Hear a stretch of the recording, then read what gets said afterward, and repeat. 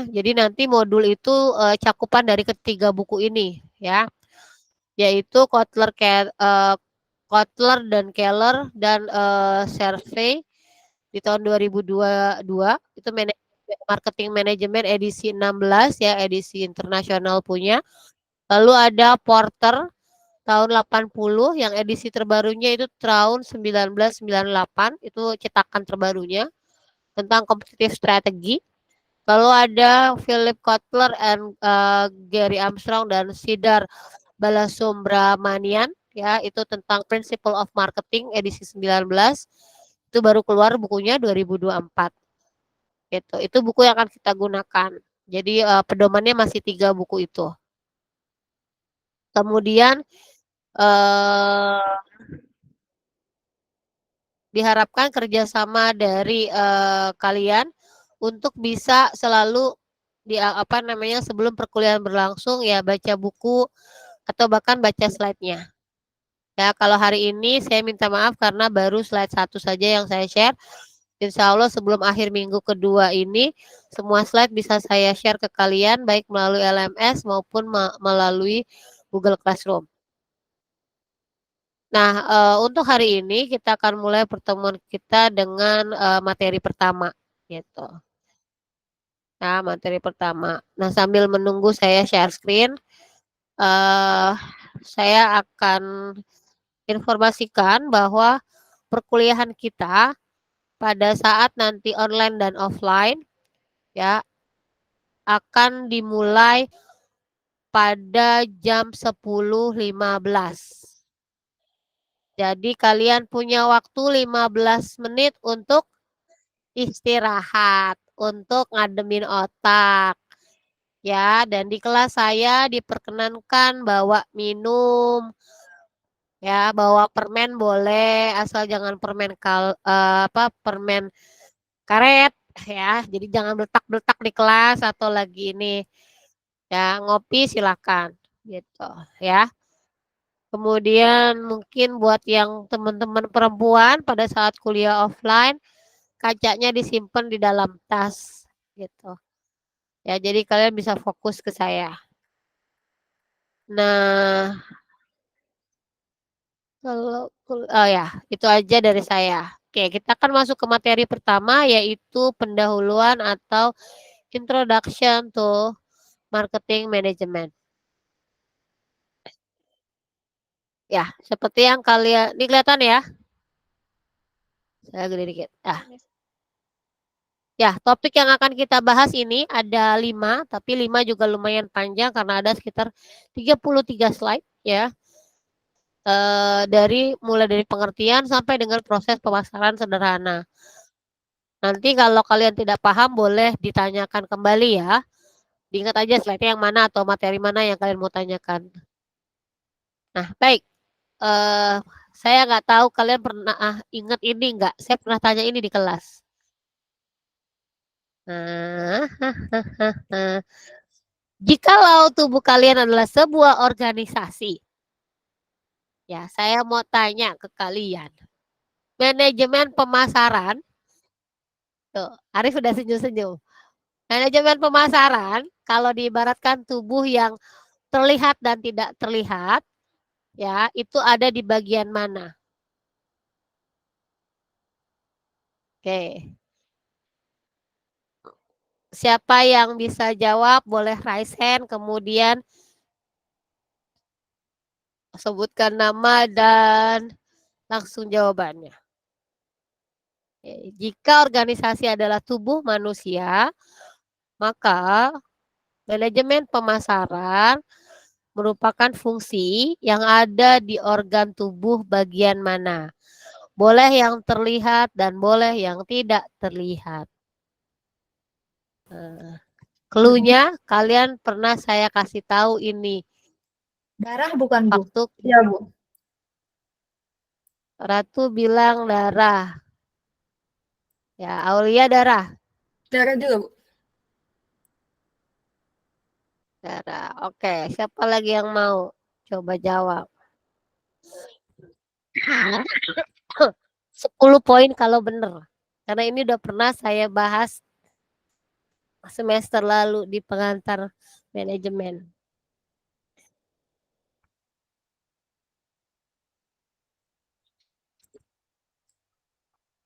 Oke, ada yang lain? Said, Arif, Niko.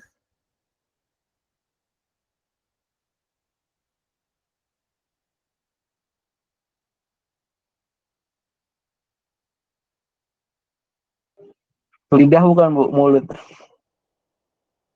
Lidah atau mulut? Siapa yang jawab ini? Saya Bu. Siapa saya? Arif Oh, Bu. Arif.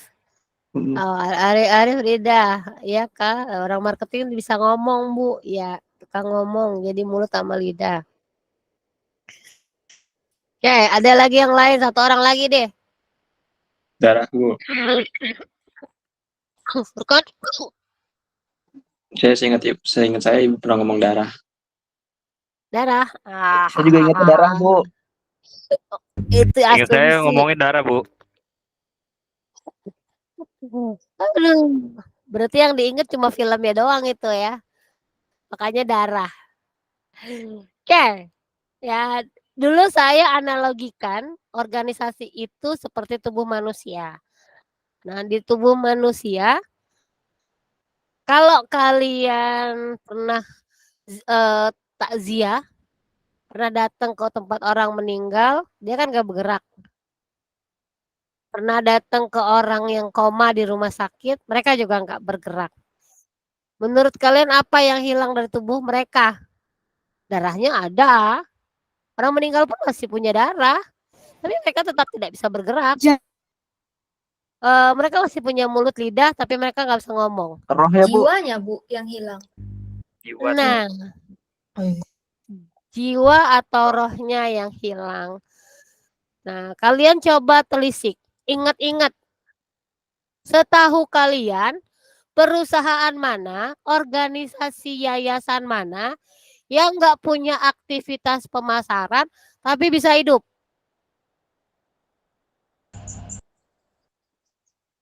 Nggak ada Bu. Ya, nggak ada. Kenapa? Karena marketing adalah jiwa perusahaan, rohnya perusahaan. Kalau kalian ingatnya darah, saya kasih contoh. Darah itu adalah ibaratnya orang yang jalan di tubuh manusia ke setiap sumber atau organ tubuh manusia. Ya, di setiap bagian dia ada. Maka darah ini adalah SDM-nya organisasi. Ya kan, dia nyalurin, ya kan. Sel darah merah, oksigen. Sel darah putih apa? Gitu. Itu ada filmnya, gitu kan, film kartun animasinya. Nah, kalau marketing itu lebih ke jiwa. Kenapa? Seorang manusia kalau jiwanya baik, jiwanya bersih, dia akan menjadi orang yang baik dan orang yang bersih. Nah, kalau orang marketingnya baik, orang marketingnya taat etika, maka bisnisnya juga akan beretika. Gitu. Kenapa bisa begitu? Ya karena dia yang menjalankan atau dia yang menjadi pemicu untuk mendapatkan hasil atau mendapatkan laba, mendapatkan konsumen. Ya. Nah, kenapa harus diibaratkan sebagai manusia, Miss? Ya karena dari kalian lahir sampai kalian mati, kalian menjalani proses pemasaran. Kalau kita ibaratkan kalian produk, ya, kalian ini produk nih, produk ibu bapak kalian. Pas lahir, ibu bapak seneng dong. Ya kan? Di launching tuh bahasanya. Tapi baru soft launching karena baru dilahirkan, belum dikenalkan. Kalau yang non muslim ada pemberkatan, kalau yang muslim ada akekahan. Ya kan? Dikasih tahu tuh, dikasih nama, "Oh, anak gue lahir. Namanya misalnya Ratu." Cewek gitu kan. Orang tahu, oh itu anaknya Pak A gitu kan. Apa produknya dari produsen yang A. Itu nama kalian itu adalah brand atau merek.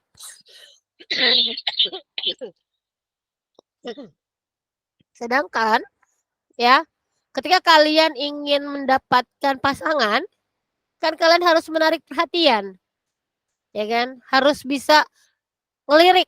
Orang itu harus bisa ngelirik kalian. Misalnya gini, kenapa sih Miss Ulil bisa hafal sama Ratu, bisa hafal sama Regina, bisa hafal sama Semi di kelas sebelah? Karena mereka punya sesuatu yang menarik untuk eye catching, diperhatiin. Oh, langsung ke mereka. Entah mukanya, entah rambutnya, entah atribut yang mereka gunakan. Nah, marketing itu kalau kalian mau dapet jodoh ya harus menjalankan proses marketing. Jodoh itu ibaratnya konsumen kalian.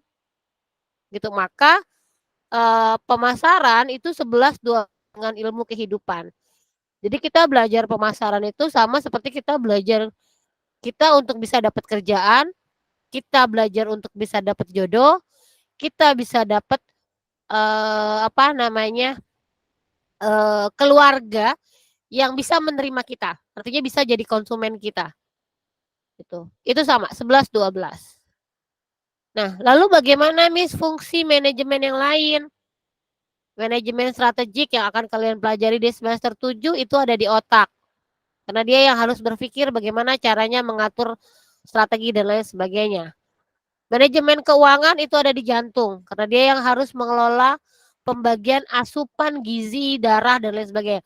Mengelola asupan atau investasi atau uang yang diterima atau yang dikeluarkan oleh perusahaan. Ya, otot-otot yang ada di tubuh kita itu adalah masuk ke manajemen produksi. Karena dia yang mengolah, ya kayak enzim-enzim itu kan dia yang ngolah untuk merubah makanan yang kita makan jadi zat-zat yang bermanfaat bagi tubuh. Terus membuang zat yang tidak bermanfaat dari tubuh itu bagian produksi punya. Ya. Nah, di produksi ada QC. Gitu. SDM di darah tadi saya bilang. Nah, maka sebuah tubuh manusia itu layaknya organisasi. Jadi marketing itu ya bagian paling penting gitu. Kalau nggak ada, ya mati. Atau kalian nanti kalau minggu depan tiba-tiba kalian ingat, Miss, ada kok misalnya institusi atau lembaga dia nggak punya aktivitas pemasaran, dia nggak punya orang pemasaran tapi bisa hidup. Gitu. Boleh kasih tahu saya. Nanti kita review kembali pernyataan Hermawan Kertajaya yang menyatakan pemasaran adalah jiwanya perusahaan. Ya. Nah, next-nya adalah kita lihat bagaimana perubahan definisi dari masing-masing atau dari periode. Ya, nanti detailnya ini kalian bisa baca sendiri. Dikasih gambaran yang ini. Pemasaran sendiri itu ada sejak manusia melakukan aktivitas atau transaksi pertukaran atau barter.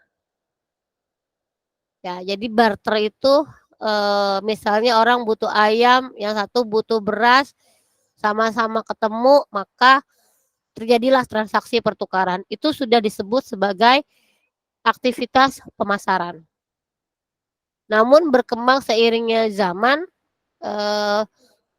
sulit untuk orang untuk menemukan kan, orang yang punya keinginan atau punya kebutuhan yang sama, tapi memiliki barang yang sama pula. Akhirnya timbullah alat tukar, ya, yaitu uang untuk bertransaksi. Jadi pakai uang supaya kita bisa mendapatkan apa yang kita inginkan. Nah, di tahun 1935 saat itu belum ada asosiasi pemasar, yang ada adalah sebentar.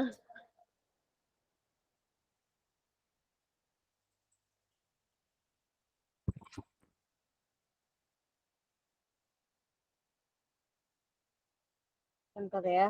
Oh, tidak ada yang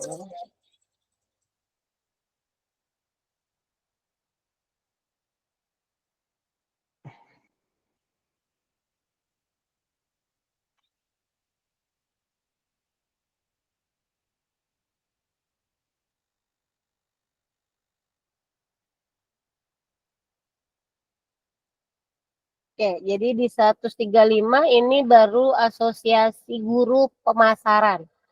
Jadi guru ya, bukan pemasar. mendefinisikan bahwa pemasaran adalah aktivitas aliran produk dari produsen ke konsumen. Jadi hanya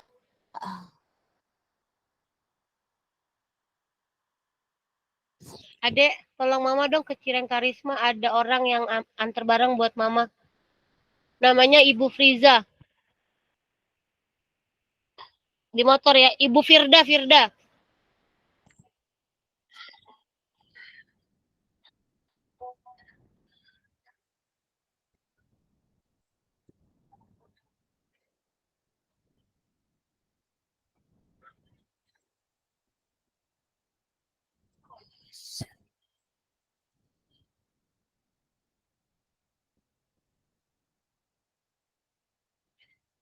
Ya, jadi 135 hanya distribusi saja.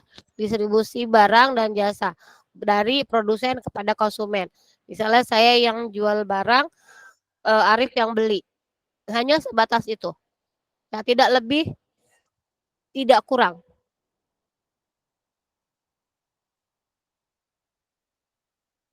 Tidak lebih, tidak kurang. Ya, jadi hanya sebatas itu. Kemudian yang kedua adalah di tahun 1985.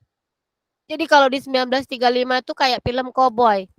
Saya kan suka nonton film-film lama yang koboi. Jadi di satu daerah cuma ada satu penjual untuk satu barang. Penjahit cuma satu orang. Yang buka restoran cuma satu orang. Yang buka bakery cuma satu orang. Jadi di antara yang lain semua kebutuhannya bisa terpenuhi karena mereka ada, tapi cuma satu-satu. Nggak ada pesaing. Jadi hanya saluran distribusi aja. Nah, yang kedua itu di 50 tahun kemudian di 1985. Ketika orang menyadari bahwa ternyata bisnis sangat menggiurkan, untungnya besar. Orang ingin berdagang, melakukan bisnis. Maka muncullah bisnis-bisnis serupa yang sama. Kalau dalam satu wilayah awalnya tukang bakery cuma satu, sekarang bisa 5. Gitu. Penjahit biasanya cuma satu, sekarang bisa 3. Nah, karena semua orang sudah mulai menawarkan produk yang sama, maka konsumen harus bisa membedakan. Maka di 1985 orang sudah mulai memikirkan kualitas. Jadi perusahaan yang bisa mendapatkan konsumen itu adalah perusahaan yang menawarkan produk yang berkualitas. Gitu. Jadi dia kualitasnya bagus. Maka dia akan dipilih oleh konsumen. Maka di 1985 pemasaran itu didefinisikan sebagai proses atau aktivitas pertukaran yang dapat memuaskan tujuan individu dan organisasi. Contohnya misalnya kalau Helmi sukanya makan roti tawar, tapi sukanya roti tawarnya rasa susunya berasa ketimbang misalnya yang biasa. Kemudian ukurannya harus lebih tebal.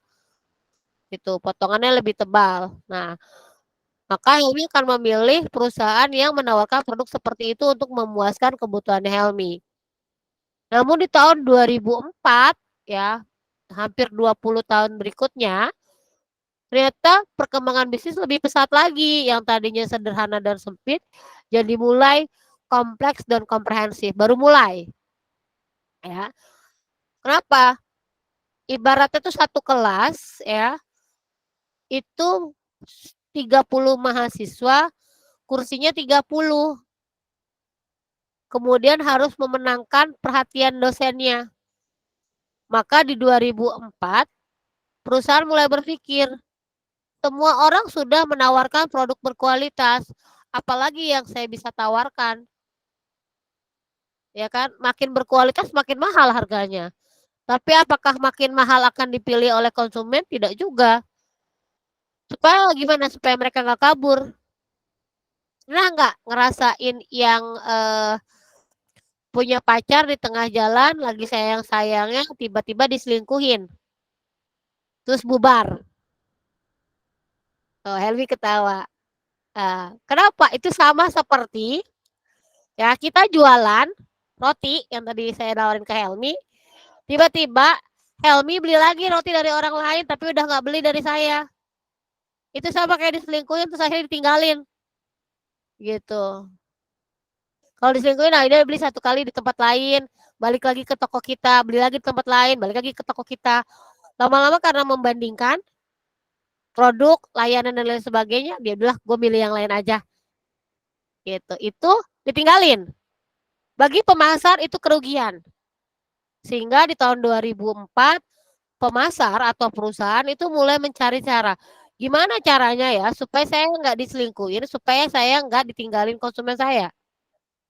Maka mulailah mereka menelisik gimana caranya mereka untuk bisa stay sama kita ya. Oh, dibina hubungannya gitu. Jadi kita tidak lagi hanya mengandalkan produk berkualitas, layanan yang baik, tapi juga menjaga mereka dengan cara mengelola hubungan pelanggan dengan memberikan keuntungan ya bagi organisasi dan individu yang jadi pelanggan kita. Makanya pada saat di 2004 ya perusahaan mulai mendirikan departemen customer service. Perusahaan mulai mengadakan atau menerapkan customer relationship management, mengadakan loyalty program ya. Kalau sekarang kalau kita suka sama satu tempat, kita tanya, ada membership nggak sih? Keuntungan membershipnya apa? Kenapa? Karena kita mencari keuntungan lebih untuk bisa mendapatkan layanan yang baik. Gitu. Kalau dulu mungkin kolam renang ya udahlah, lu masuk berenang gitu kan bayar. Tapi sekarang ternyata supaya dia tahu konsumennya itu berapa banyak, mereka sistemnya ada loyalty member. Gitu, bikin program di mana misalnya bagi konsumen yang mau jadi member dia akan dapat kelebihan. Misalnya kalau yang nggak jadi member tiap kali datang harus bayar. Tapi kalau jadi member misalnya 5 kali datang, 1 kalinya gratis. Gitu. Atau nanti diakumulasi selama 1 tahun poinnya ya kayak yang mungkin provider lakukan ya setiap isi ulang isi poin 150 poinnya 100 misalnya. Dikumpulin akhir tahun bisa ditukerin poinnya. Ada voucher belanja, ada misalnya voucher nonton. Ini adalah program loyalty member. Dan ini ada dan berkembang mulai di tahun 2004. Tapi ternyata persaingan bisnis lebih ketat lagi. Semua orang kasih program yang sama. Terus bedainnya gimana? Ibarat satu kelas, 40 orang, tapi bangkunya 30. Gimana caranya bisa merebut 10 bangku yang sudah didudukin sama orang lain. Yang 10 berdiri nih. Bisa dong Bu, ambil aja bangku dari kelas lain. Masalahnya, apakah kita bisa mendapatkan pasar? Nggak bisa. Akhirnya menilai, wah kita nggak bisa cuma nawarin barang doang. Harus berkualitas, tapi berkualitas nggak cukup. Layanannya harus keren. Harus bisa memaintain konsumen untuk nggak kabur.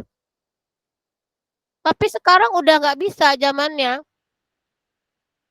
Konsumen udah, layanan udah sama semua. Coba, provider mana yang nggak ada customer service ya? Ada semua. Ya kan, bank mana yang nggak punya customer service? Ada semua. Sekarang yang dipilih oleh konsumen adalah yang memiliki superior value.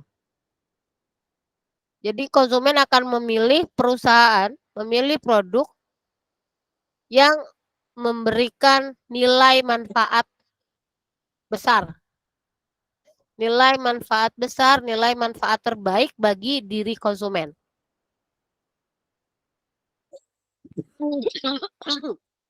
Misalnya, berkualitas nggak cukup. Kayak sekarang, produk-produk branded Eropa, mungkin bagi yang punya uang masih dilirik, benar nggak?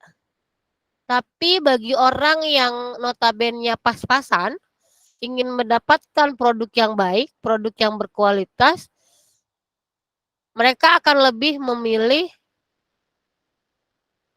produk lain. Ada yang memilih produk kopian ya, atau misalnya imitasi. Tapi ada orang yang menghargai copyright atau menghargai produk asli. Jadi lebih memilih oke, produk gue punya uang cuma segini, mampunya misalnya beli produk Korea. Tidak produk Eropa, tapi produk Korea. Harganya lebih murah misalnya. Maka dia akan memilih produk Korea. Walaupun kalau kita bisa bilang produk imitasinya sama harga produk Korea sama. Gitu. Jadi ada dua pilihan nih bagi orang yang punya duit di level misalnya 1 juta, terus pengen produk bagus. Kalau dia menghargai ide orang lain, artinya menghargai originalitas, maka dia akan pilih produk Korea. Tapi kalau dia menghargai, bagi dia lebih baik gue pakai barang asli ketimbang fake. Tapi bagi orang yang ingin hanya dilihat gengsinya, mungkin uang 1 juta itu dia akan lebih memilih membeli produk Eropa yang notabene tidak asli atau grade-nya di bawah. Gitu. Jadi di 2007 orang sudah mulai paham kalau gue cari produk yang bermanfaat dan bernilai buat gue. Jadi buat individunya ya, bukan buat perusahaan. Misalnya begini. Dulu zaman saya kuliah, kerja, saya lebih suka pakai high heel. Ya, jadi dulu kalau suami selalu bilang, "Mbak, high heel kamu banyak banget. Satu model bisa 2 warna, 3 warna." Gitu. Sekarang kok nggak punya atau sekarang udah malah jarang dipakai. Jadi pakai high heel hanya buat undangan, cuma satu macam. Warnanya kalau nggak gold, hitam, udah. Kalau dulu bisa warna-warni gitu. Ya kalau dulu saya beli buat kerja. Yang pertama, kenapa? Saya biar pede. Saya kan orangnya bantet ya, udah pendek, bulat gitu kan. Jadi nggak pede. Jadi kalau ngeliat orang itu sih nanggak gitu yang ngelihatnya ke atas. Jadi untuk bisa ngelihat sepantar atau sejajar, saya harus pakai high heel. Value high heel itu buat saya jadi pede, tambah saya bisa ngeliat orang gitu ya. Walaupun kalau bisa dibilang kaki sakit ya kelamaan pakai high heel. Sekarang saya lebih suka sepatu kets. Kenapa? Bisa saya bergerak cepat. Gitu. Harga sepatu kets pun tadi tergantung dari tujuan kita. Kita kalau budgetnya itu berapa? Nah, di 2007 itu orang udah lebih pada value-nya berapa? Apa yang bisa lo kasih, worth it atau enggak? Sama kayak gini. Kalian pilih, misalnya nih ya, kan kayak contoh, kayak sushi teh. Menurut kalian enak, tapi menurut saya nggak enak. Kalian berani bayar mahal, saya ogah. Itu adalah value yang masing-masing kita persepsikan atas sushi teh. Gitu. Atau misalnya Starbucks. Kalian suka Starbucks? Saya ya kadang-kadang aja sih gitu. Kalau saya ke daerah-daerah elit mau tidak mau saya paling ngopinya di situ. Tapi kalau saya misalnya cuma di Margo City atau di tempat-tempat yang ada produk lokalnya, misalnya saya lebih pilih produk lokal. Entah Kenangan, entah Janji Jiwa, entah yang lainnya. Kenapa? Harganya nggak worth it kalau saya habisin duit kopi Arabica atau Robusta 1 gelas 80.000. Di-compare dengan misalnya Janji Jiwa yang double shoot itu cuma habis di 30.000. Sama-sama Robusta, sama-sama Arabica gitu kan. Ngapain? Atau mungkin kalau orang yang lebih ngerti kopi lagi, daripada gue beli kopi instan, mendingan gue beli kopi giling. Kayak misalnya apa? Kopi Bus Kota ya, gitu kan. Yang di kota ada tuh.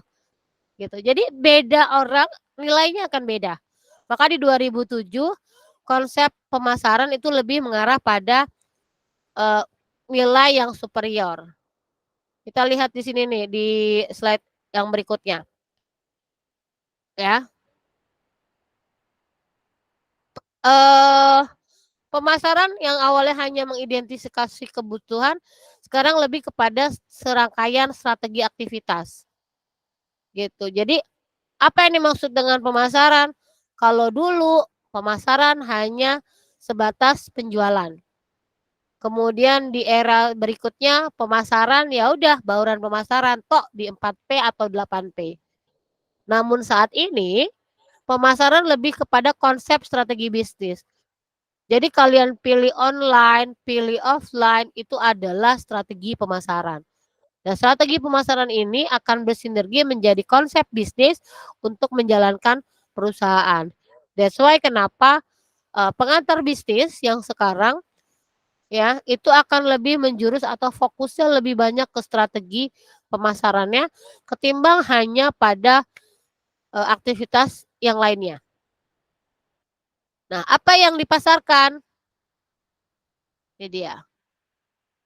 Jadi sebelum kita lihat apa yang dipasarkan, kita lihat definisi manajemen pemasaran. Saya lupa. Nah, jadi kalau definisi manajemen pemasaran itu adalah seni dan ilmu. Artinya apa? Saya bisa ngajarin ilmunya ke kalian, tapi bagaimana kalian mengimplementasikan tergantung dari jam terbang kalian, pengalaman kalian, dan pemahaman kalian terhadap ilmunya. Untuk apa? Untuk memilih pasar sasaran, untuk mendapatkan pasar sasaran, untuk mempertahankan, kemudian meningkatkan konsumen dengan cara tadi menciptakan sebuah produk, ya, menghantarkan produk tadi, mengkomunikasikan produk tadi. Tapi tidak hanya sekedar produk, namun dia harus bernilai superior. Jadi harus tinggi nilainya, gitu. Makanya kalau saya masuk kategori dosen kejam atau dosen killer karena tadi misalnya mahasiswa saya tidak boleh dapat nilai C. Nah, kalian bisa tanya anak RE, C, ingat ya semester 7 ngulang, semester 8 ngulang gitu. Pokoknya intinya nggak boleh ada C. C harus ngulang, B minus harus ngulang. Nilai paling besar, nilai paling kecil itu B. Kurang dari B, ngulang. Di ekonomi mereka tahu, saya galak kalau udah bimbingan detail. Tapi tadi, begitu lulus, mereka akan punya value edit yang beda. Misalnya, kita antarkan mereka untuk lolos seleksi administrasi. Kenapa? Minimal 3, katanya sih di koran gitu. Di lowongan job street minimal 3 bisa lolos administrasi. Tapi pada kenyataannya tidak. Gitu. Yang lebih dari 3 yang akan dipilih. Kalau dari kampus swasta. Kalau negeri sih mereka nggak tutup mata ya. Oh anak UI, anak ITB, biar IP-nya 2,5 juga pasti kepanggil. Gitu. Apalagi kalau seniornya ada di situ. Gitu. Tapi anak yang dari universitas swasta agak berat bebannya. Maka tadi manajemen pemasaran bisa dipelajari. Tapi hasilnya pada saat implementasi itu akan tergantung bagaimana kalian. Ya. Kalau kita lihat dari gambarannya ya, maka apa yang dijual atau yang dipasarkan? Yo, yang kelas 3-nya IPA, IPS. IPS deh, kalau IPA jarang ya. Apa yang dimaksud dengan produk? Dulu kalian belajar ini apa? Ada tuh di mata kuliah ekonomi biasanya. Yang dimaksud dengan produk adalah, yo, yang anak IPS.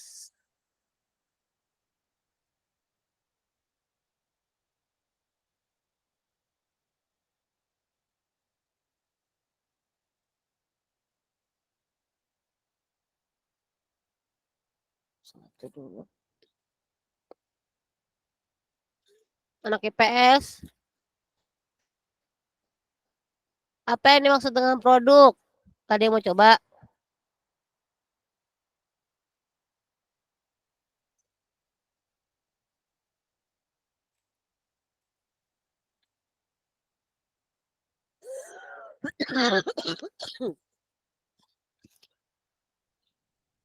Regina mana Regina?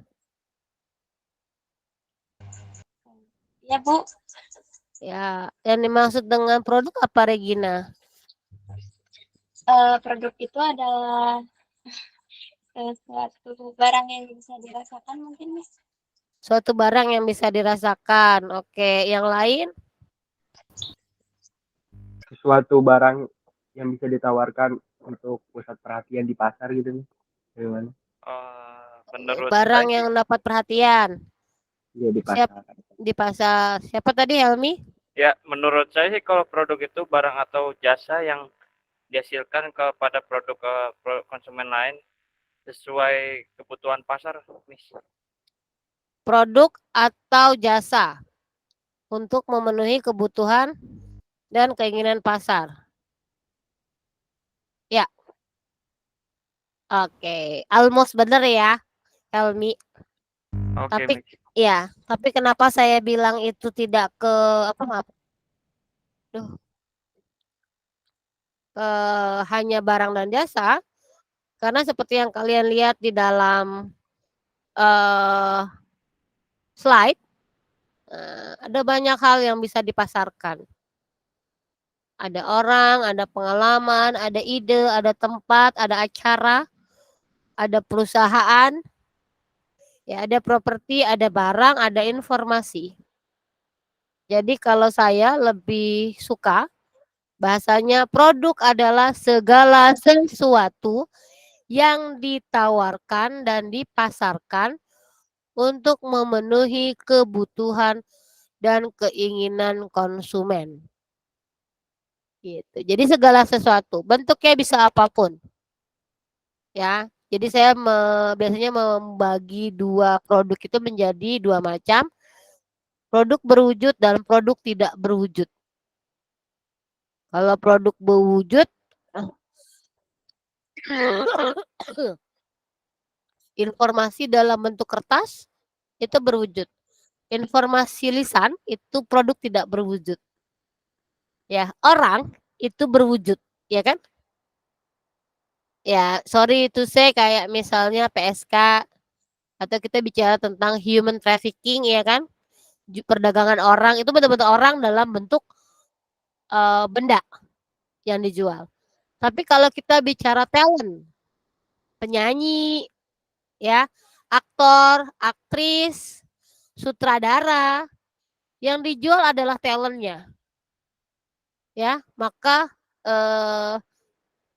itu disebut sebagai produk tidak berwujud.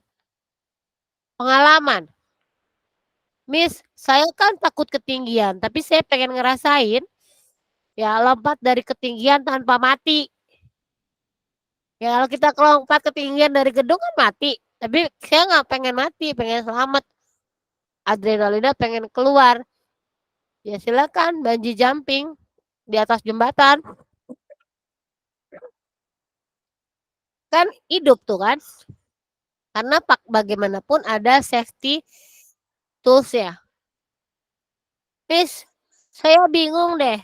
Pengen bikin undangan pernikahan. Datang kicik ke orang yang bisa desain. Terus dia mengasih ide. Dia kasih ide, habis itu dia desainin. Itu yang dia jual.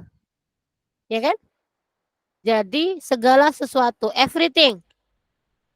Ya, misalnya Helmi mantan pacarnya nikah, nggak punya pacar. Aduh, katanya Aulia temenin saya dong. Kata Aulia bilang, wah ini piro. Ya kan? Nah, begitu udah harga keluar, maka jasa dari Aulia untuk dampingin Helmi ke nikahan mantannya itu adalah jasa. Produk tidak berwujud. Jadi everything sekarang, apapun bisa dijual. Ya, aneh ya. Jadi kalau dulu hanya terkotak pada barang dan jasa, sekarang tidak. Semua. Gitu, semua yang bisa ditawarkan dan itu dibutuhkan untuk memenuhi keinginan konsumen. Itu namanya produk. Oke. Lalu siapa yang menjual? Lalu apa yang disebut dengan pembeli di pemasaran? Nah, ini kita membenahi konsep.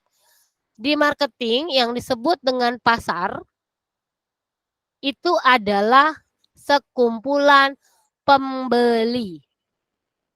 Jadi pasar dalam marketing bukan tempat bertemunya atau tempat transaksi, tapi pasar yang dimaksud adalah konsumen atau pembeli apa namanya, sekumpulan pembeli. Kita menyebutnya pasar. Lalu siapa yang berdagang atau siapa yang menjual? Kita menyebutnya sebagai industri. Industri ini bisa dua macam, disebut sebagai pemasar dan prospektus. Ya, ini adalah sekumpulan penjual. Nah, ini konsep yang ini. Nih. Nah, dalam marketing itu ada 4 jenis pasar, 5 jenis pasar. Tapi yang nyata itu hanya 4 biasanya. Yaitu ada pasar industri atau manufacturing. Jadi kita kalau jualan kayak misalnya Ratu punya bisnis ATK, jualannya ke kampus. Nah, kampus ini disebut manufacturing market. Ya, karena dia beli buat diproses lagi untuk jadi output. Nah, ada resource market atau sumber daya. Ya, kayak kita di Indonesia itu ada perusahaan outsourcing.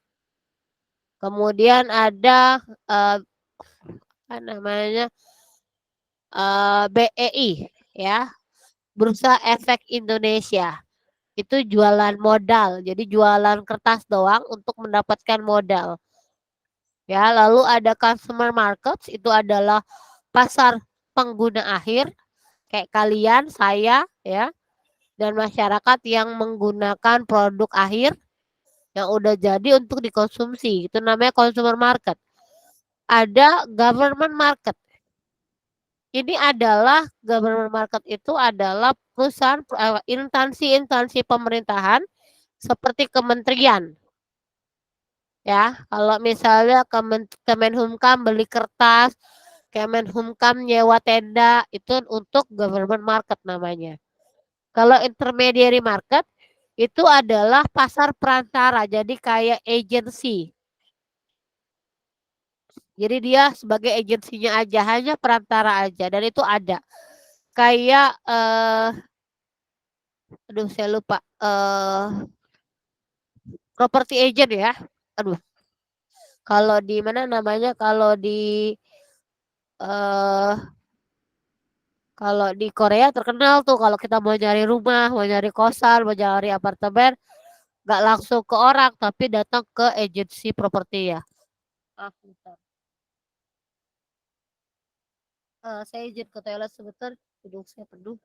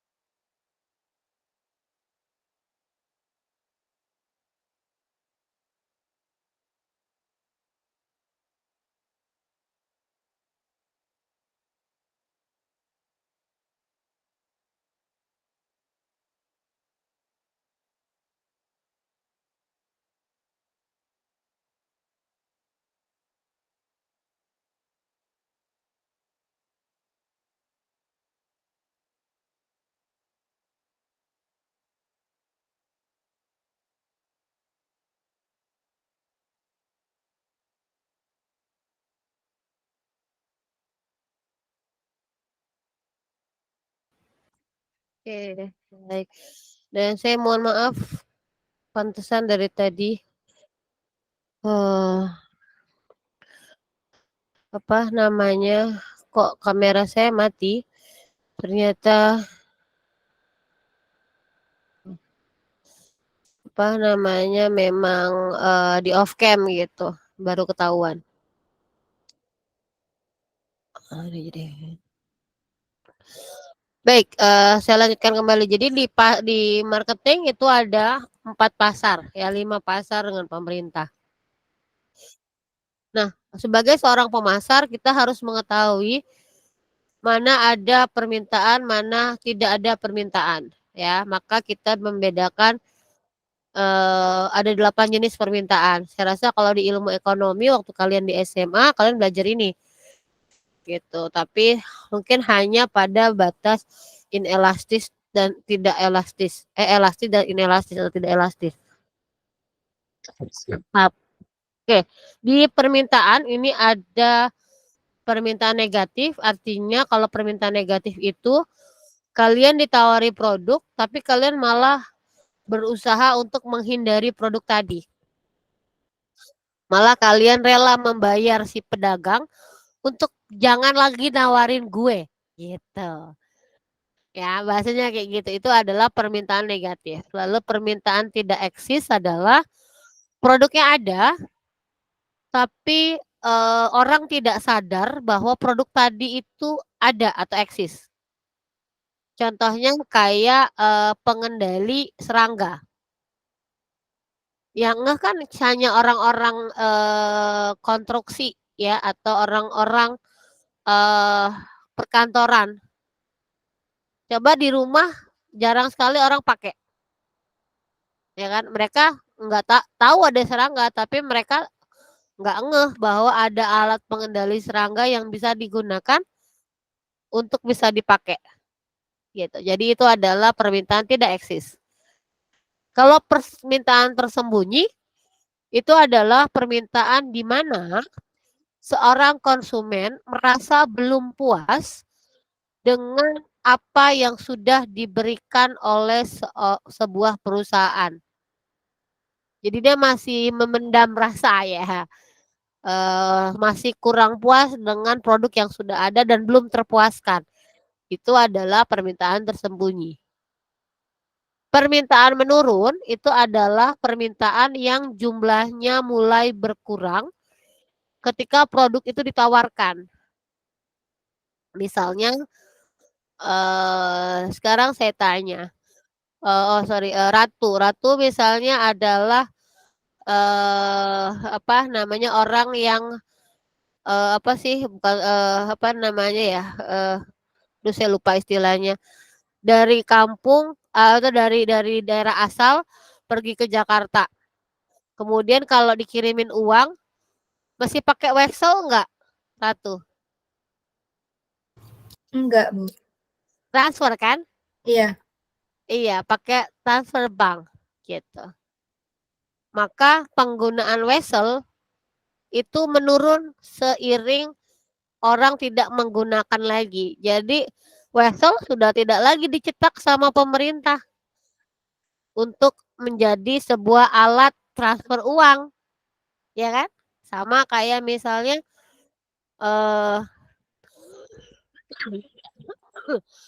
dulu kalau kuliah di luar negeri mungkin kita perlu buka bank di tempat kita tuju. Tapi sekarang kita nggak perlu lagi buka bank sesuai dengan yang tempat kita tuju. Kita bisa pakai lembaga keuangan atau kita memilih bank yang memang sudah buka di sana. Artinya kita sudah punya cabang ya, kayak BNI kan udah punya cabang di luar negeri. Kita punya di Jakarta nggak perlu lagi. Atau Mandiri pakai logo Visa, maka ini bisa digunakan di semua tempat yang menerima Visa. Gitu. Jadi kita tidak harus buka misalnya kita nggak harus buka bank baru seperti UOB, buka ya kan, atau Standard Chartered, gitu. Kita nggak perlu buka. Atau kita kalau mau ke India nggak perlu buka yang namanya Subsidiary Bank of India di mana di India. Cukup saja kita bawa, lihat yang logonya kerjasama sama mereka. Gitu. Itu permintaan menurun. Jadi dia akan menurun seiring tidak adanya permintaan. Kalau permintaan tidak tetap, itu adalah permintaan yang berubah-ubah. Artinya permintaan yang akan berubah sesuai dengan bulannya, musimnya, waktunya, ya. Contoh paling gampang. Kalau dulu saya kenalnya kita bicara musiman. Mukena itu pasti harganya melonjak tinggi ketika masuk bulan Ramadan dan mau Lebaran. Termasuk juga baju gamis, koko, ya, alat sholat seperti sajadah dan lain sebagainya. Seragam akan naik pada bulan Juni Juli. Kenapa? Mak rempong, ya, beli baju baru buat anaknya naik kelas. Sepatu akan naik harganya. Karena permintaannya akan tinggi. Ya kan? Malah over. Nah, ini disebut dengan permintaan tidak tetap karena hanya akan naik di beberapa saat tertentu saja, tapi akan decline atau turun di waktu yang lainnya. Atau sama seperti kalau sekarang jualan online tuh ada flash sale di 3.3, 11.11 ya. Tanggal 3 bulan 3 atau tanggal 11 bulan 11 gitu kan. Itu akan ada flash sale di mana untuk meningkatkan permintaan tadi. Jadi permintaan tidak tetap. Walaupun mayoritas orang Indonesia ya, saya belum riset lagi apakah ini akan mempengaruhi atau tidak. Ya, kemungkinan orang mengeluarkan uang lebih banyak pada saat flash sale di nomor cantik atau di payday diskon. Kira-kira banyak nggak ya yang jualan gitu. Nah, itu juga. Nah, kemudian yang berikutnya ada permintaan penuh. Permintaan penuh ini adalah permintaan yang memang terpenuhi oleh masing-masing perusahaan. Jadi diminta 100 ya barangnya ada 100. Diminta 200 barangnya ada 200. Itu permintaan penuh. Kalau permintaan overfull, kalau permintaan overfull itu kebalikan dari permintaan negatif. Terbalik. Kalau permintaan overfull itu permintaan yang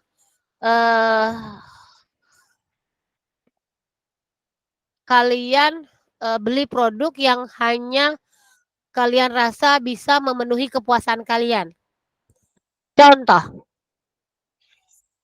Ya, kayak anak saya tuh tadi malam, lucu banget. Dia minta sama saya, "Mama makan mie ayam ya untuk makan malam." Oke, jadi saya nggak masak nasi, nggak beli juga lauk nasi. Yaudah, kita beli mie ayam. Udah dong. Pulangnya saya sengaja beli cemilan untuk saya malam kerja. Gitu. Tiba-tiba nyampe rumah, dia duduk, dia buka cemilannya.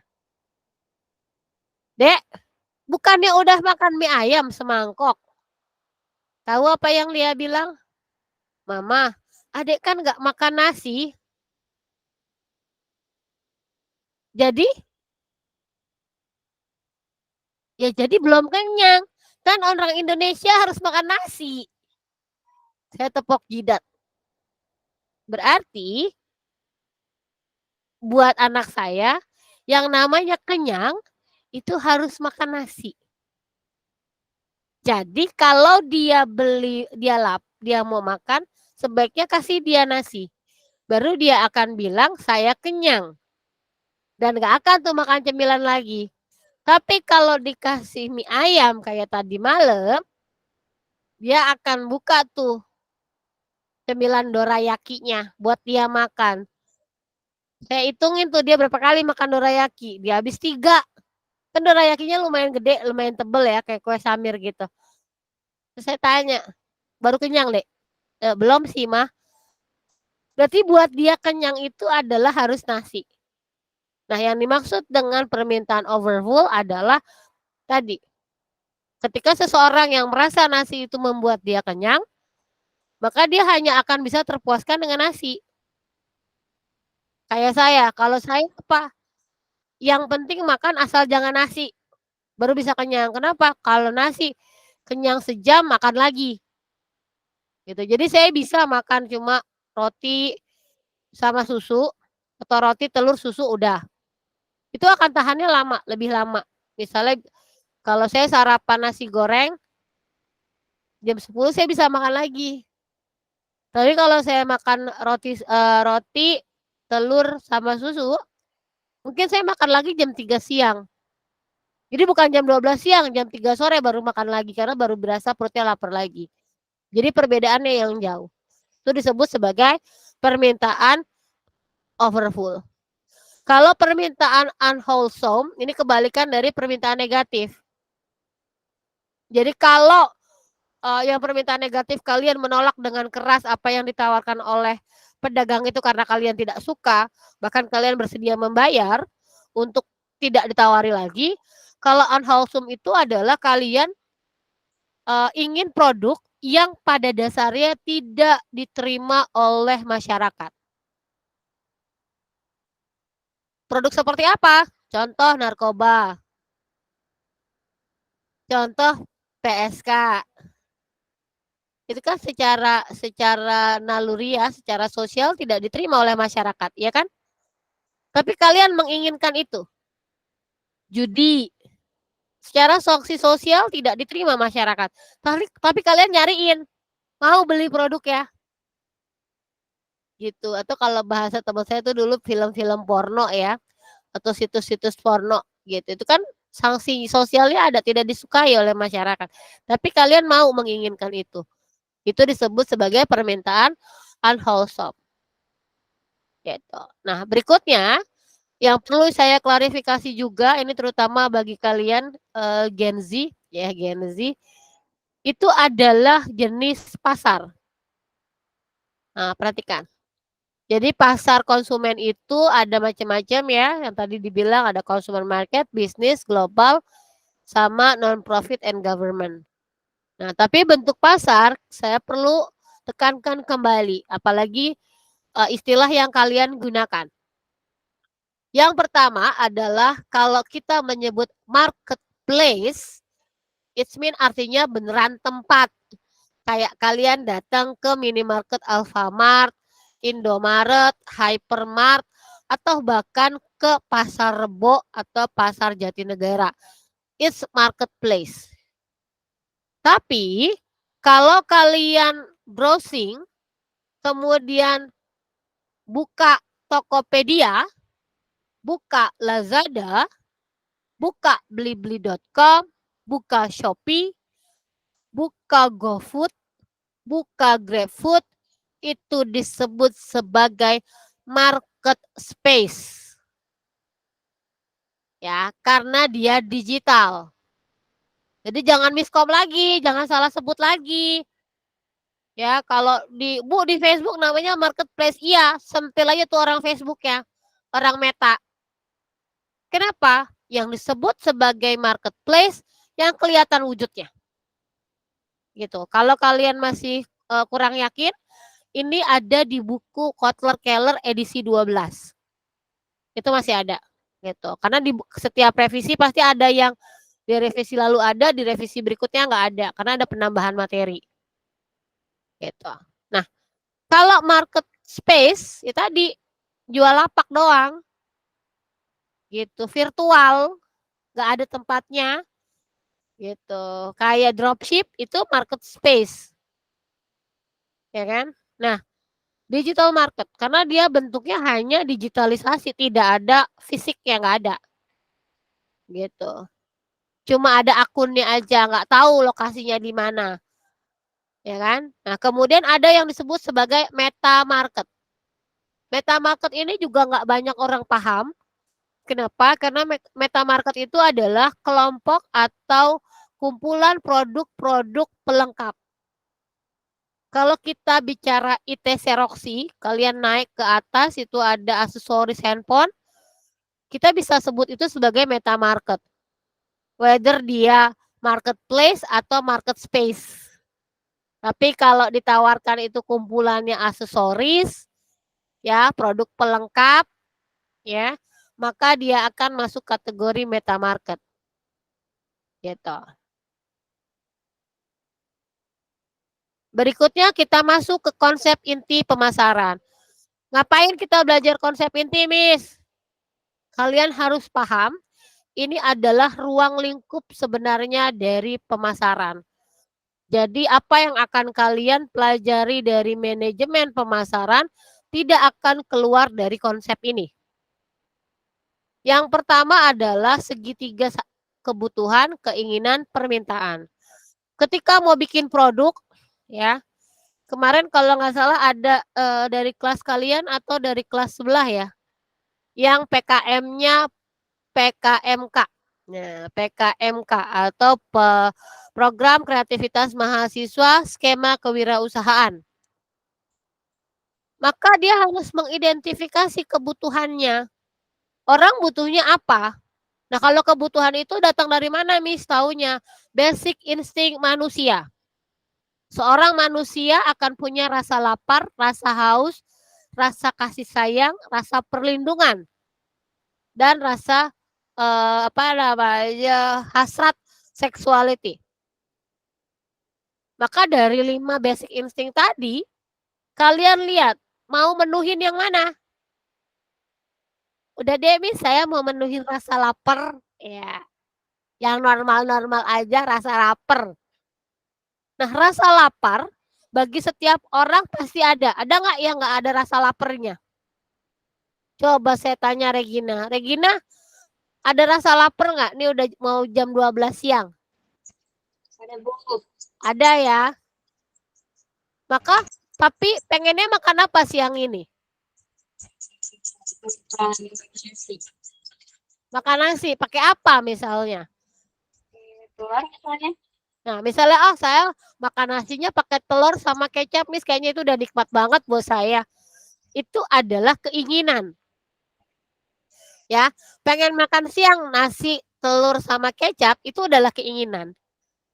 Tapi kira-kira Regina punya duit nggak buat beli? Gitu. Punya berapa? Sekarang saya tanya. 15.000. 15.000. Cukup beli nasi, telur, pakai kecap? Lebih, Miss. Lebih. Itu yang disebut permintaan. Jadi kalau keinginan itu adalah sesuatu yang ingin direalisasikan, tapi permintaan itu lebih mengarah pada daya beli. Kalau misalnya Regina bilang, Miss, saya pengennya hari ini makan ramen. Ya kan? Ramen misalnya mana ya? Platinum, ramennya platinum misalnya. Punya duit 15.000. Kira-kira bisa kebeli nggak ramen platinum? Nggak bisa. Orang semangkok aja bisa di atas 30.000, Miss. Boro-boro. Jadi kalau kebutuhan adalah basic instinct, keinginan adalah hasrat, lalu permintaan berkaitan dengan daya beli kalian. Yang kedua, itu STP. Segmentasi, targeting, and positioning. Ini adalah sesuatu yang harus dilakukan oleh pemasar untuk mengidentifikasi siapa sih yang mau saya layani, siapa sih yang jadi konsumen saya, mau diingat sebagai apa saya di otaknya mereka. Itu adalah STP. Siapa, kelompok, siapa, lalu seperti apa saya ingin dikenal atau ingin diingat. Contoh, kenapa sih air mineral Aqua itu bisa berdiri selama ini? Padahal setiap tahun atau bahkan bertahun-tahun muncul banyak pesaingnya. Tapi dia selalu jadi market leadernya atau pemimpin pasar. Karena setiap orang Indonesia selama bertahun-tahun ini, kalau haus, beliin gue Aqua dong. Kicik-kicik temennya bawa Fit, minum kan? Kicik-kicik temennya bawa le mineral, diminum kan? Karena yang di mindset kalian namanya air kemasan ya Aqua. no matter apa brandnya. Bilangnya pasti Aqua. Atau, bawa odol nggak sih kalian? Gue lupa nih, mau gosok gigi bawa sikatnya doang. Odol adalah merek dari P&G yang sudah hilang bertahun-tahun lalu. Tapi di otak kita masih keingetan bahwa yang namanya pasta gigi kita sebutnya odol. Kalian kan nggak bilang kan, Mama pasta gigiku mana? Nggak ada. Ma odolku habis. Ma rinsoku habis. Padahal pakainya Daiya. Tapi yang disebut rinso itu adalah positioning. Contoh. Kemudian yang ketiga itu adalah apa yang ditawarkan. Jadi karena ada permintaan tadi pengen nasi sama kecap. Ya, orang yang ngelihat, kita buka yuk tempat makan anak kos. Apa? Menunya gampang. Nasi sarden, nasi telur kecap, misalnya nasi nasi ikan jambal misalnya. Nggak usah mahal-mahal. 10.000 sampai 12.000 aja misalnya. Jadi dia punya usaha. Tapi kan nggak bisa kita membedakan satu tempat dengan tempat lain kita makan. Misalnya Regina bilang, nasi telur kecap di warung yang itu tuh enak. Ditanya sama temennya, warung mana? Itu yang mana? Maka dia harus punya pembeda. Misalnya kalau di Jogja itu kita bilangnya burjo. Jadi beli nasi apa sih saya bilangnya? Nasi telur kecap enak di mana? Oh, di burjo itu. Di burjonya Kang A. Kang A, burjo Kang A itu adalah merek. Ya, jadi itu yang membedakan satu tempat atau tempat lainnya, produk satu dengan produk lainnya.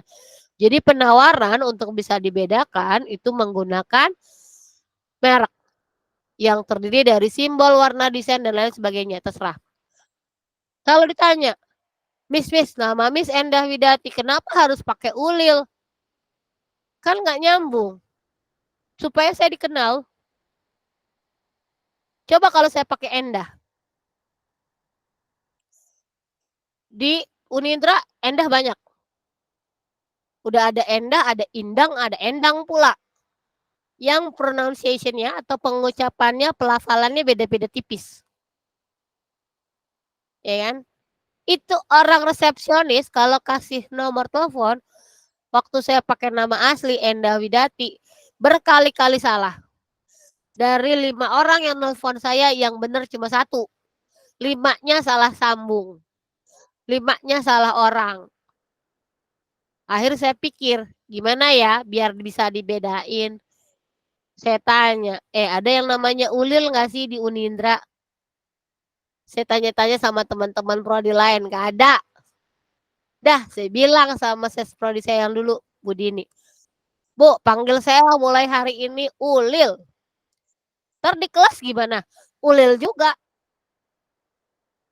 Jadi di kelas ulil, di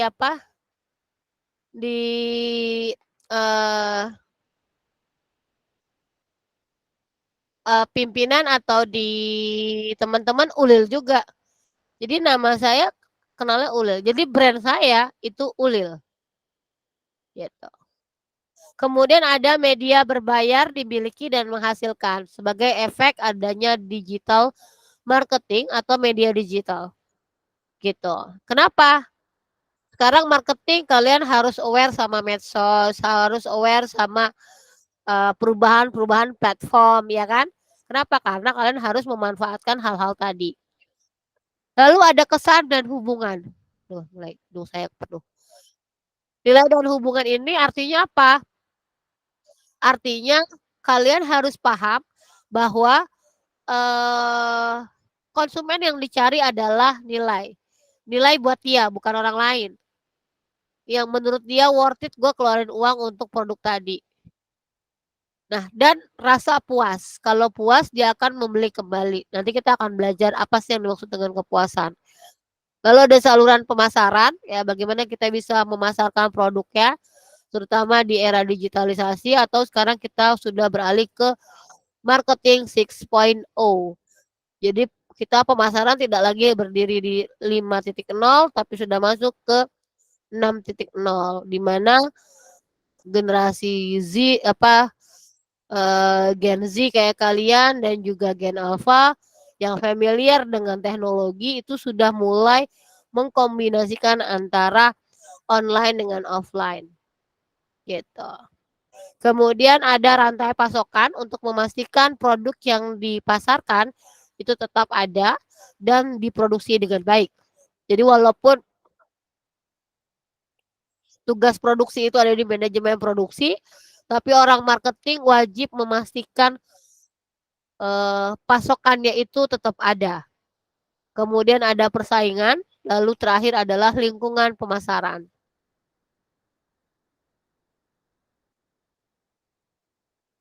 Berikutnya adalah konsep bagaimana pandangan perusahaan terhadap pasar. Nah, kalau ini adalah filosofi yang digunakan oleh perusahaan untuk melayani pasar. Kalau si perusahaan memiliki filosofi konsep produk, dia akan kayak perusahaan Cina. Pokoknya gue mau bikin produk yang tersedia di mana-mana dengan harganya murah. Cina kan yang pakai begitu.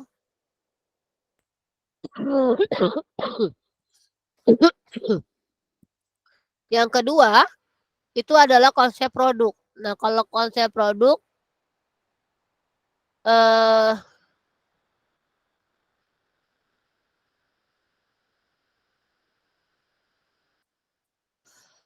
kalau konsep produk dia lebih mengarah pada produknya, konsumen itu akan membeli produk berapapun harganya asalkan produknya berkualitas. Jadi dia udah nggak perlu dibeli lagi harganya, yang penting berkualitas dan memiliki fitur inovatif. Nah, kalau konsep penjualan asumsinya adalah bahwa kalau tidak ada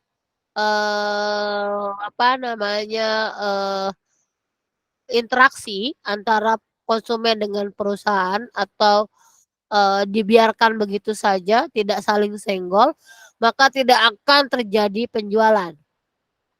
Ya.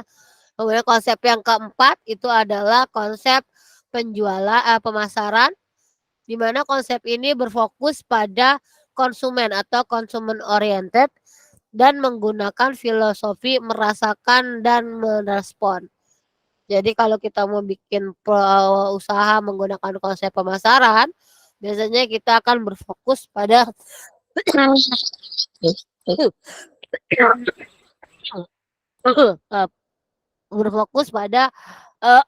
konsumennya. Aduh.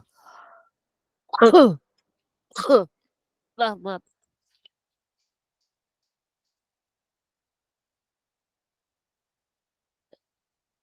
Jadi kita akan fokus pada konsumennya. Apa yang dibutuhkan mereka sih sebenarnya gitu. Nah, yang berikutnya adalah konsep nilai pasar. Pada dasarnya konsep nilai dasar ini adalah perubahan dari konsep filosofi holistic marketing.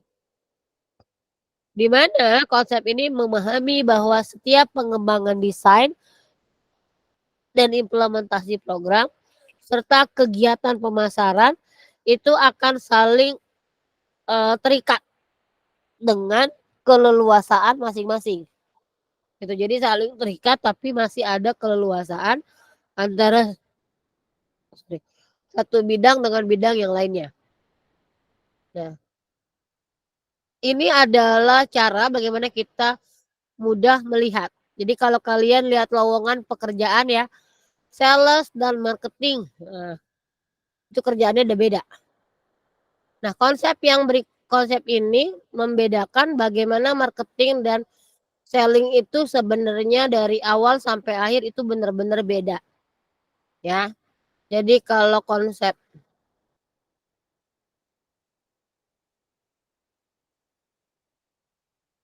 azan ya, kita break sebentar ya, tunggu azan selesai.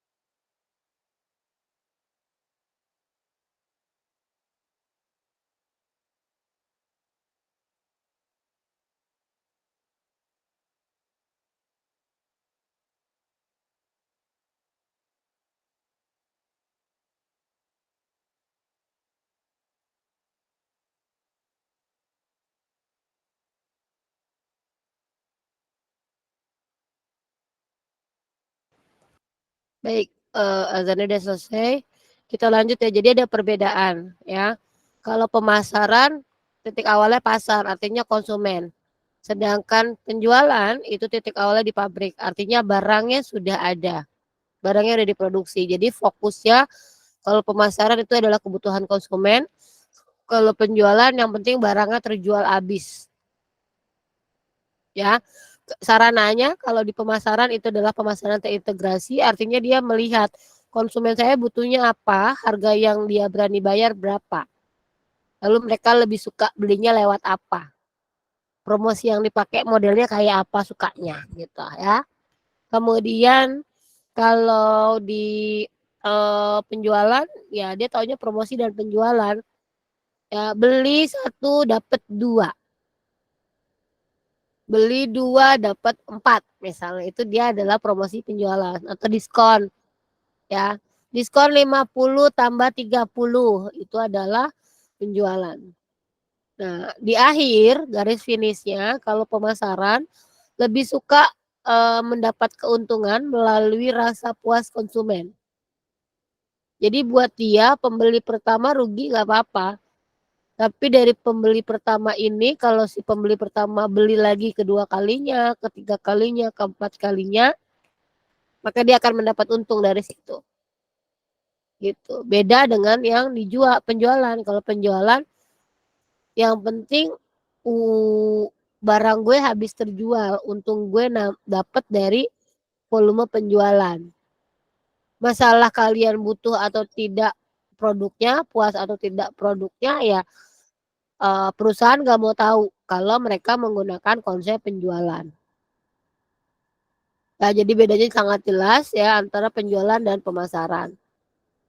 Nah, berikutnya itu adalah holistic marketing atau filosofinya. Nah, saat ini perusahaan yang umumnya bertahan, mereka memikirkan bagaimana caranya untuk melakukan aktivitas yang bisa dibilang sesuai dengan produknya. Nah, mereka akan memikirkan bahwa saat ini mengukur kinerja pemasaran tidak hanya lagi terfokus pada sales revenue atau pendapatan atau volume penjualan, melainkan juga dari misalnya brand equity atau ekuitas merek berdasarkan ekuitas konsumen atau pengetahuan konsumen, berdasarkan etik tidaknya kita menjalankan bisnis, berdasarkan bagaimana cara pandang masyarakat terhadap kita, bagaimana kita melakukan tata kelola perusahaan secara legal tanpa melanggar peraturan undang-undang. Lalu apakah ada komunitas yang dibuat berdasarkan brand yang kita punya? Ini menjadi menjadi tolak ukur atau pengukuran kinerja pemasaran. Nah, untuk mendukung ini maka ada 3 pilar lain, yakni internal marketing, di mana manajer dan tim marketing harus bisa memasarkan programnya di dalam tim manajemennya. Kemudian senior manajemen, artinya beda level, beda fungsi manajemennya, dan juga departemen lain. Jadi sekarang orang marketing nggak bisa lagi hanya berpikir bahwa gue menghasilkan uang, jadi berapapun uang yang gue habiskan, yang penting gue dapat penggantinya. Sudah tidak bisa lagi seperti itu. Tapi dia harus memikirkan bagaimana departemen lain bisa juga berjalan.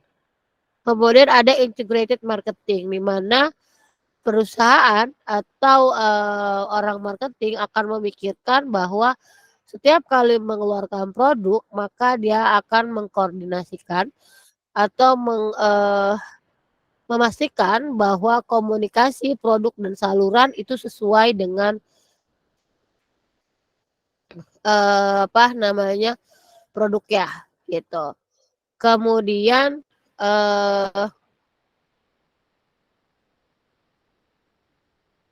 relationship marketing. Jadi kalian membina hubungan baik tidak hanya dengan konsumennya, tapi juga partners atau rekan kerja atau bahkan saluran distribusi dan juga pesaing. Jadi ternyata relationship marketingnya itu diperlukan untuk tadi memastikan bahwa mereka senantiasa tahu bahwa perusahaan eksis. Customer relationship.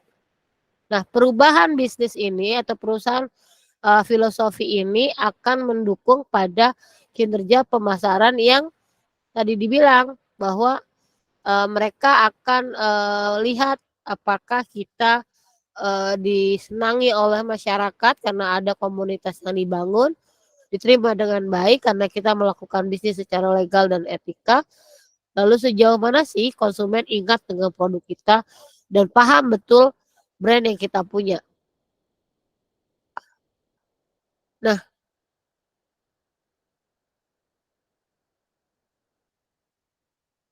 Nah selanjutnya ya Muhammad siapa nih?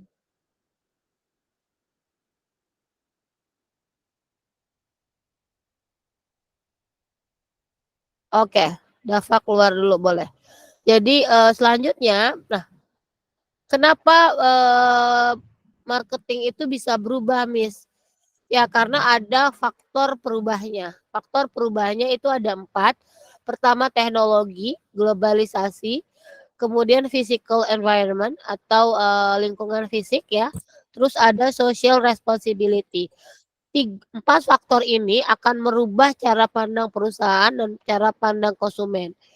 Konsumen memiliki kemampuan baru ya untuk bisa menelaah produk-produk atau bahkan layanan dari perusahaan.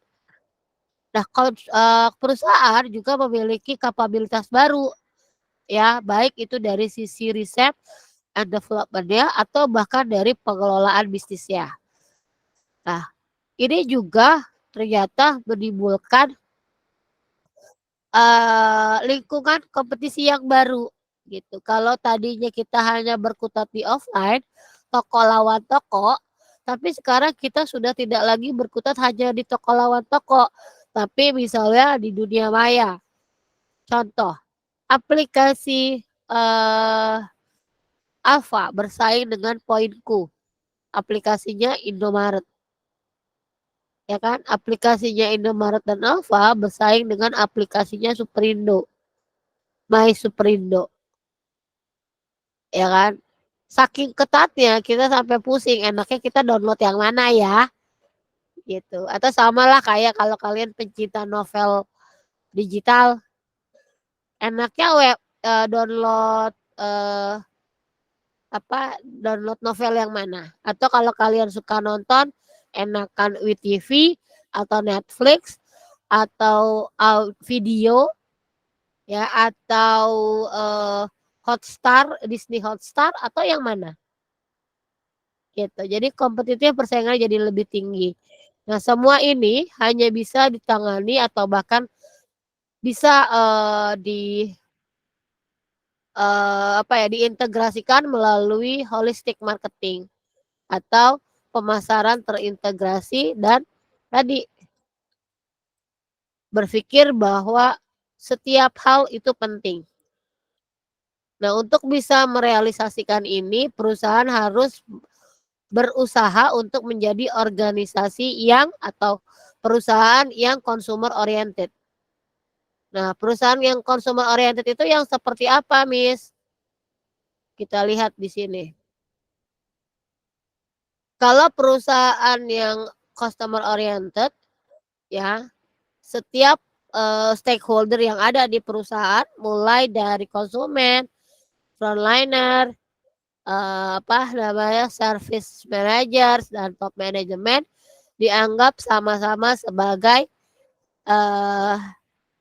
konsumen. Jadi harus diperlakukan dengan baik, harus dipenuhi kebutuhan dan keinginannya dan harus dipuaskan. Kemudian kalau yang tradisional atau tidak customer oriented ya seperti yang kalian lihat ya, contohnya di Indonesia kalau customer oriented itu apa namanya AirAsia kalau maskapai penerbangan. Kenapa? Setiap kali ada masalah yang turun tangan langsung adalah CEO-nya gitu atau pimpinan tertingginya. Sedangkan kalau Lion Air dia masih menggunakan organizational traditional chart.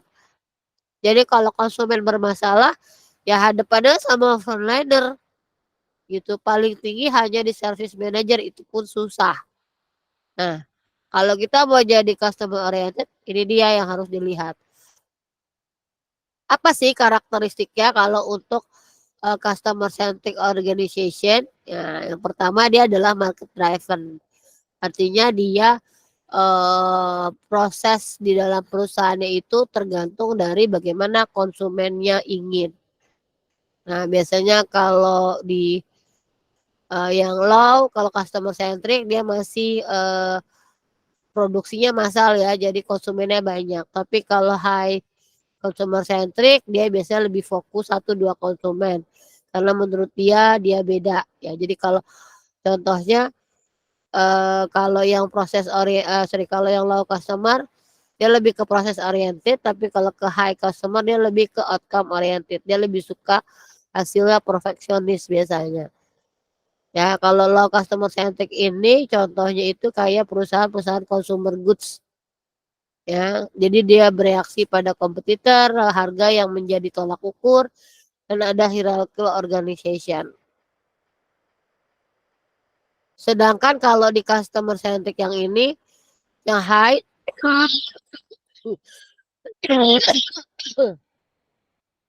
itu dia outcome oriented tadi, making competition irrelevant, artinya kompetitor dianggap nggak ada.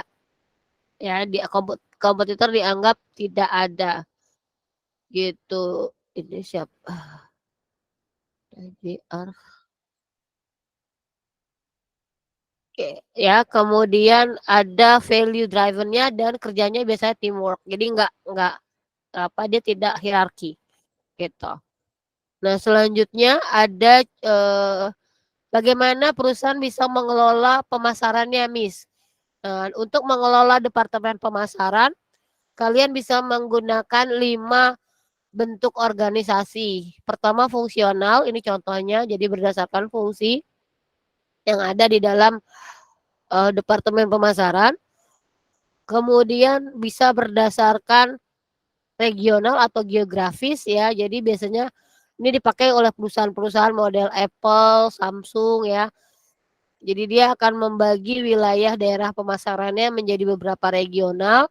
Dan satu regional dipimpin oleh satu marketing manager, di mana satu marketing manager membawahi beberapa zona marketing manajernya, dan zona marketing manager akan membawahi district manager. Nah, district manager ini akan membawahi beberapa store manager toko. Contoh yang paling relevan, bentuk ini digunakan oleh toko retail seperti Alfa, ya. Kemudian kalau dulu ada di Stara, ya, atau Perenara Mitra, atau bahkan beberapa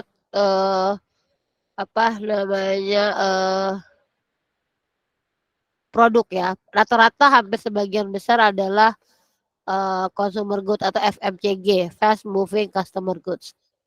Nah, yang berikutnya ini adalah mengenai produk atau merek. Ini yang ini adalah bentuk organisasinya.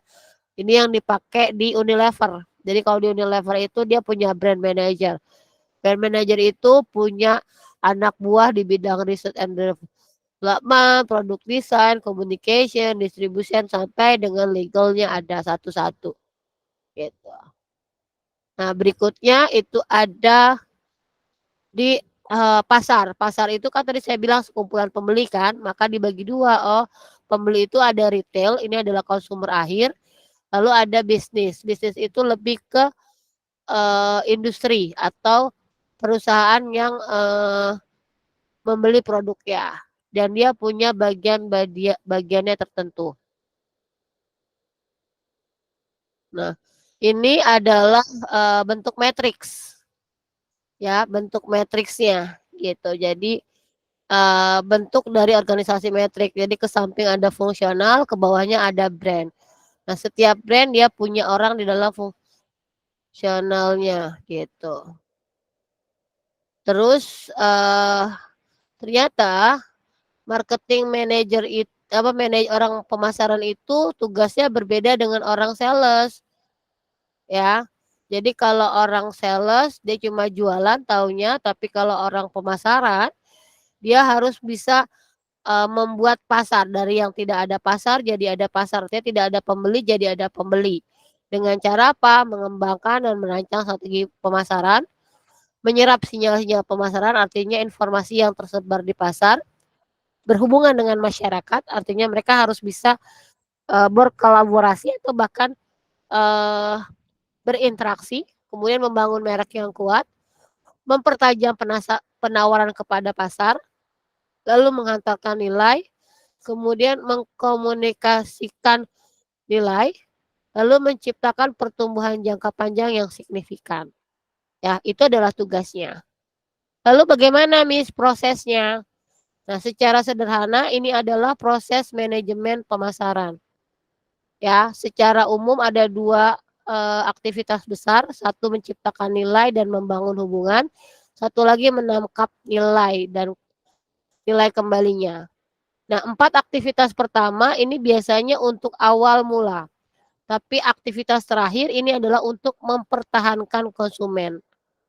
Gitu. Jadi sebuah perusahaan bisa terus ada konsumennya bahkan tambah banyak kalau dia bisa melakukan proses pemasaran ini secara baik, memahami kebutuhan pasar dan keinginan pelanggan melalui riset ya, merancang strategi pemasaran ya tadi menggunakan STP ya, lalu membangun program penentuan kebijakan 4P atau 8P yang baik, lalu menggunakan program CRM dengan tepat gitu. Kemudian identifikasi lagi tuh dia menangkap nilai lagi apa yang dibutuhkan gitu.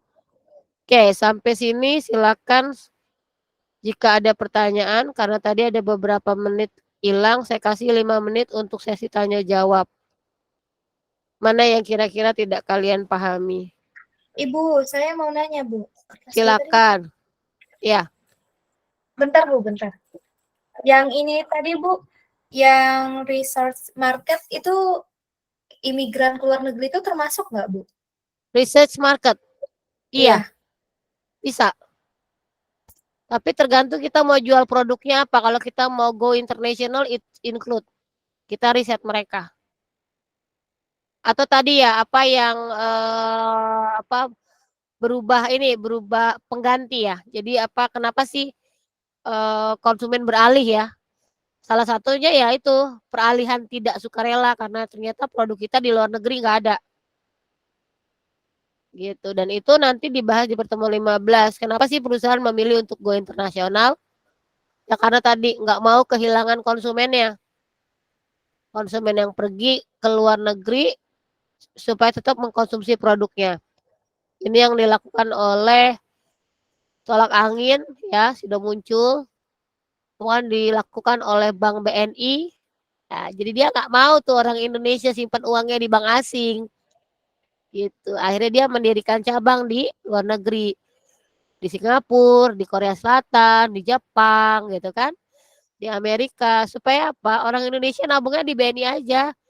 Kan gampang konversinya langsung gitu. Nggak harus ribet sama exchange rate-nya yang bikin pusing gitu. Kayak gitu sih Ratu. Jadi itu masih bisa dibilang perlu diriset ya. Kalau dia mau mempertahankan konsumennya. Gitu. Tapi kalau dia cuma sanggup untuk melayani pasar dalam negeri ya dia harus merelakan kehilangan konsumennya. Gitu. Baik, ada lagi yang lain?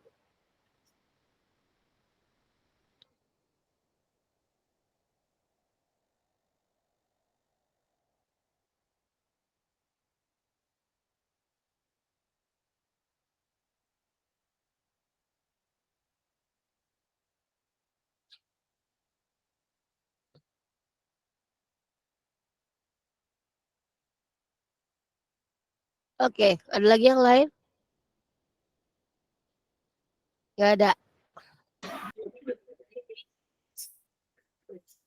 Ibu saya mau nanya lagi deh Bu, boleh nggak Bu? Ya, boleh. Ini kan tadi Ibu bilang definisi pemasaran itu sampai yang 2007 ya Bu, terakhir ya? Ya, tapi dia berkembang, intinya masih tetap sama dan masih di 2024 ya. Itu lebih Kira-kira ke strategi. Ya, kira-kira kenapa? kira-kira menurut Ibu di tahun ini terus ke depannya nanti bakal ada pertambahan definisi atau tetap pakai yang 2007 tapi dikembangin gitu Bu? Masih, kalau saya bilang kalau dari bukunya, yang Gary Armstrong ya, Kotler dan Gary Armstrong itu sudah terjadi perubahan. Jadi sudah bukan lagi sebuah aktivitas, tapi dia sudah strategi. Gitu, strategi di mana untuk tadi mendapatkan pasar. Jadi fokusnya udah beda lagi. Kalau tadi dia hanya berfokus pada siklus proses, sekarang lebih pada strategi. Sedangkan penerapan strategi itu tidak bisa sama, Ratu. Contoh misalnya kalau Ratu biasa ikut kompetisi debat, kemudian cara belajarnya akan berbeda dengan misalnya Helmi yang lebih suka belajar misalnya hanya dari satu sumber. Gitu. Nah, strategi itu dibuat juga sama. Perusahaan bisa menerapkan strategi yang berbeda tapi strategi yang sama tapi hasilnya bisa berbeda. Jadi kalau ditanya apakah bisa berkembang lagi? Ya bisa. Sangat bisa berkembang lagi pengertiannya. Tidak hanya mencakup bagaimana itu memberikan nilai superior, tapi apakah misalnya marketing itu menjadi strategi aktif yang bisa membuat perusahaan sustain ya atau bertahan di persaingan. Itu udah pasti berubah. Kita tinggal lihat aja. Makanya kalau saya orangnya update buku, kenapa? Update buku, baca jurnal ya, itu akan lebih tinggi karena apa? Karena tadi dibilang definisi itu berubah. Sejalan bagaimana praktek bisnis itu berubah. Kan tadi kan kalau di awal Kotler bilang nih kayak yang di sini kan, awalnya marketing itu cuma penjualan. Jual aja barang, laku selesai urusan. Gitu. Tapi kesini-sini kok pemasaran jadi harus nentuin harga ya, nentuin produk, nentuin tempat di mana dijual, bagaimana mengkomunikasikannya ke konsumen. Lama-lama jadi konsep strategi bisnis. Ini yang dipakai oleh Gojek di tahun 2015. Ojek itu kan sudah ada kan sejak dulu. Tapi karena ada perubahan teknologi, ya Nadiem Makarim melihat ada peluang gimana caranya konsumen yang suka naik ojek nggak perlu capek nyari ojek. Karena ojek pengkolan itu lumayan ya. Kalau saya dulu kalau rumahnya di komplek itu biasanya di ujung gang. Ya, mending ujung gang. Ya kalau lagi ada banyak, kalau cuma satu penumpang yang banyak, apalagi untuk perumahan yang nggak ada angkot misalnya. Kalau ada angkot, akhirnya apa? Supaya ojeknya tetap ada, angkotnya dibatasin jam operasionalnya. Misalnya lewat dari jam 5 sore sudah tidak boleh masuk kawasan komplek lagi. Itu sudah jatahnya tukang ojek, sahabat tukang becak. Gitu. Tapi kan Nadiem Makarim akhirnya mematahkan ojek itu bisa punya konsumen banyak. Gak harus yang hanya tinggal di situ. Melalui apa? Aplikasi. Dia bikin tuh namanya digital platform. Itu adalah strategi bisnis di zaman digital 2015. Gitu. Makanya dia bisa disebut sebagai konsep strategi bisnis. Ya, gitu ya Ratu. Jadi dia bisa ada perubahan. Kita tinggal lihat aja. Makanya kalau yang perubahan tuh udah rajin baca buku, oh ada perubahan gitu. Saya juga belum menelisik lagi. Saya baru dapat beberapa buku baru, jadi belum saya cek lagi perubahannya sejauh mana. Gitu. Makasih Bu. Ya, sama-sama. Baik, yang lain ada pertanyaan?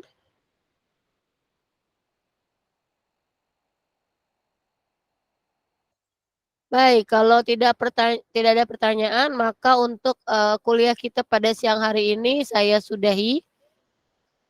Ya, lebih kurangnya saya minta maaf, apalagi ada banyak gangguan tadi ya. Mulai dari internetnya, dari sayanya juga yang sedang tidak sehat. Mudah-mudahan apa yang saya jelaskan bisa masuk, bisa dimengerti. Kalau memang masih kurang paham, nanti ini video ini akan rekaman ini akan saya share ke kalian, jadi kalian bisa review kembali ya, kemudian bisa bisa bertanya melalui grup ya. Jadi 24 hours silakan bertanya jika ada yang tidak dimengerti. Ini dasar karena marketing di bisnis digital ada 3 ya.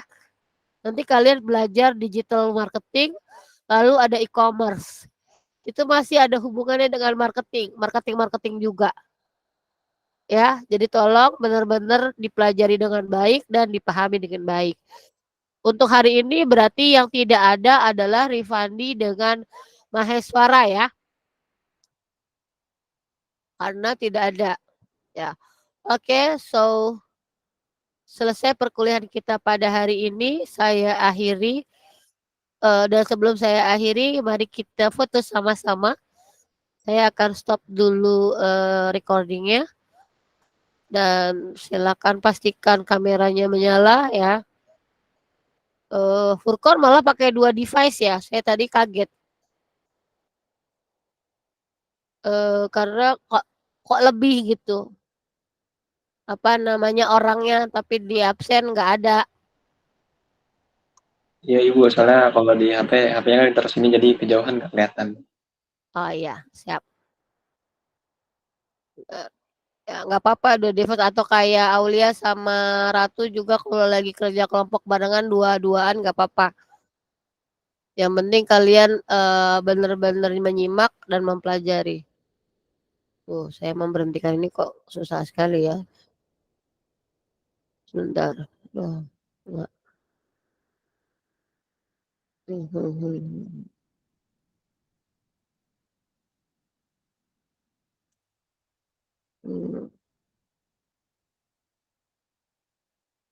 Aduh.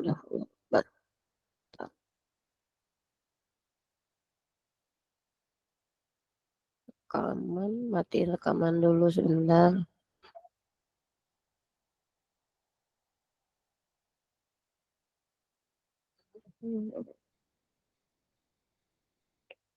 Bisa deh.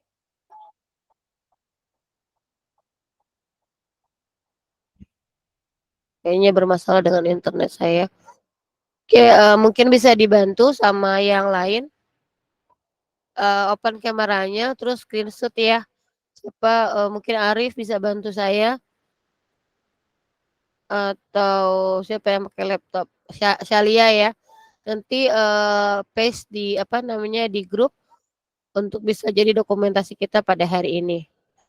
Baik, silakan Arif kasih aba-aba.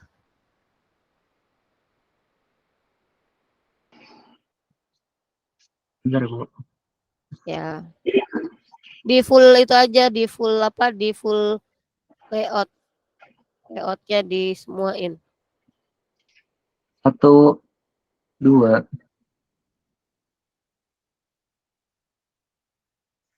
Tiga.